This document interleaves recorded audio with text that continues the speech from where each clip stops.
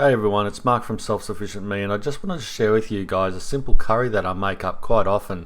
It's just made from fresh ingredients out of the garden, that's easy to grow, just a few ingredients, really peps things up.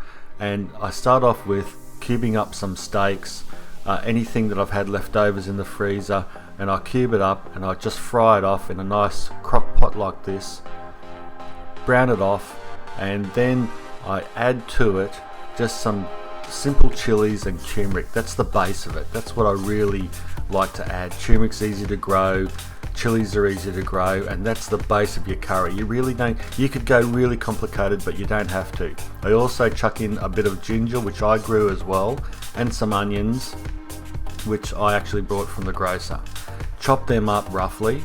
You could use a mortar and pestle to grind these down. You see where I've chopped them up. I just wanted to show that I was quite rough with the chopping. I don't want to waste too much time. This is a quick dinner for me and the boys.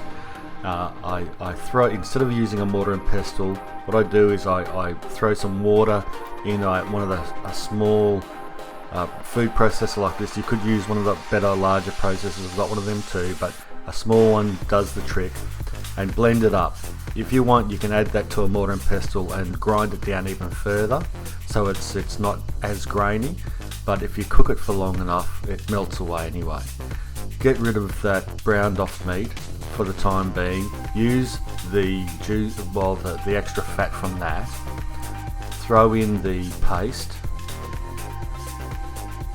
and some crushed garlic, about a couple of teaspoons. If you haven't got it at home, just use the bottled stuff, but try to make it nice and fresh and organic. Fry that off for about 5 minutes. That's what I do, and then add the meat back in, because you want to fry that paste off until it becomes nice and fragrant and it reduces down a little bit.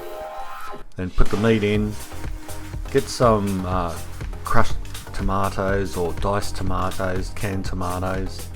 If you haven't got your own, buy some.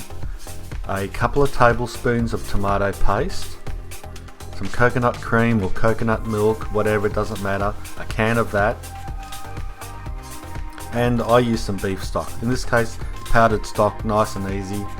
Throw it in the 400ml can or so, or half a pint, give it a stir around, and then add that to the mix. There's no hard and fast rules to my cooking. I'd encourage everyone to experiment with different ingredients and methods. And then you just have to give it a good stir while that's on the stove top until that gets all mixed in. You can see it mixes in quite nicely. If you want, you can add some sugar. I add a couple of tablespoons usually. It balances out the bitterness of the turmeric. And add another 400 mils or half a pint of water, and you've got this sort of slurry, watery mix. That's good, because when you put it in the oven for about 3 hours, which is 2.5 to 3 hours, that will reduce down. I'd check it every hour and just give it a stir, and about 185 degrees or 180 degrees Celsius. When you're finished with the baking, get rid of the fat that forms on top. You'll get some residue. You don't have to get rid of all of it, but just most of it.